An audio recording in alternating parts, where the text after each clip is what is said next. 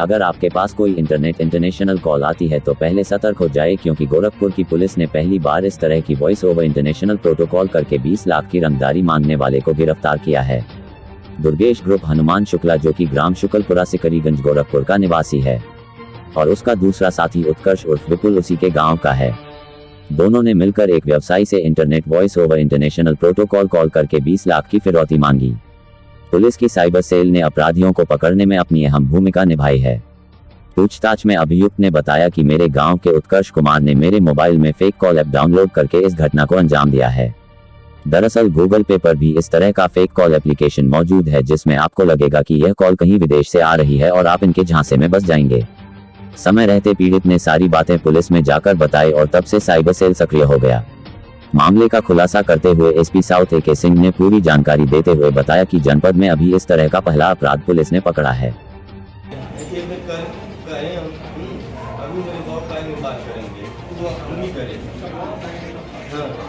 उसके बाद फिर दोबारा हम करें, हमको 20 लाख रुपया चाहिए, नहीं देंगे तो गोली मार देंगे, बस यही।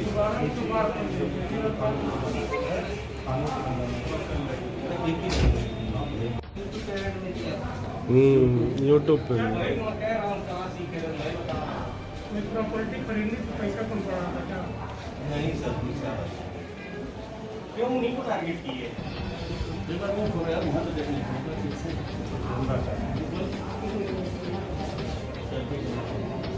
क्यों उन्हीं को टारगेट किए? नहीं सर, वो मेरे यहाँ आते हैं, गल्ला वल्ला ले जाते हैं। 12 जुलाई को सिकरीगंज के ही एक व्यापारी अयोध्या जायसवाल ने शिकायत किया था कि उनसे 20 लाख रुपए की रंगदारी मांगी जा रही है, और जो नंबर उन्होंने दिया था, जिस नंबर से कॉल आई थी, सामान्य रूप से देखने से वो नंबर इंटरनेशनल कॉलिंग दिख रही थी। ये मामला हमारी जो साइबर की स्पेशलिस्ट टीम है जनपद की, उसको हैंडओवर किया गया। तो हमारी साइबर सेल ने, सीओ क्राइम ने, एसपी क्राइम साहब के निर्देशन में लगातार इस पर मेहनत किया। तो पता चला कि ये वर्चुअल वॉइस इंटरनेट प्रोटोकॉल करके ऐप है, जिसका इन्हें कहीं न कहीं से कुछ जानकारी हो गई थी। उसके आधार पर इन्होंने एक कॉल की थी, उसमें इनका मूल नंबर छिप गया और एक इंटरनेशनल कॉल की तरह से वो संबंधित व्यक्ति की दुनिया बढ़ती जा रही है। तो ऐसा लग रहा है कि उसमें ये बिल्कुल नव प्रवेशी थे, अभी जल्दी जल्दी ही ये प्रयास कर रहे थे। अगर सफल हो जाते तो फिर कहते हैं एक बार खून मुंह लग जाता है तो आदमी आगे बढ़ता रहता है, तो उसी तरह से अगर इसमें सफल हो जाते तो आगे बढ़ जाते। अभी तक तो कोई इनकी क्रिमिनल हिस्ट्री प्रकाश में नहीं आई, लेकिन हमें ये लग रहा है कि ये केस उसी तरह का निपिन बर्ड, हमारी टीम ने इनको पहले मामले में ही धर दबोचा है, तो शायद ये सुधर जाए। एजुकेशनल बैकग्राउंड के बारे में बहुत जानकारी तो इनसे अभी नहीं ली गई है। सर, पब्लिक अवेयरनेस का एक चीज़ें होती है, तो वो अपने नाते क्या कहते हैं, किस तरह की कॉल आई? देखिए, पब्लिक अवेयरनेस में नहीं, इसमें तो उनके पास कॉल आई और उन्होंने पुलिस को सूचित किया। अच्छा किया, आगे भी जिन लोगों के पास इस तरह की कॉल आए उन्हें सूचित करना था। लेकिन जिस अवेयरनेस की बात मैं समझ रहा हूँ आप करना चाह रहे हैं, वो साइबर के बढ़ते हुए अपराध को अपनी सतर्कता से ही रोका जा सकता है।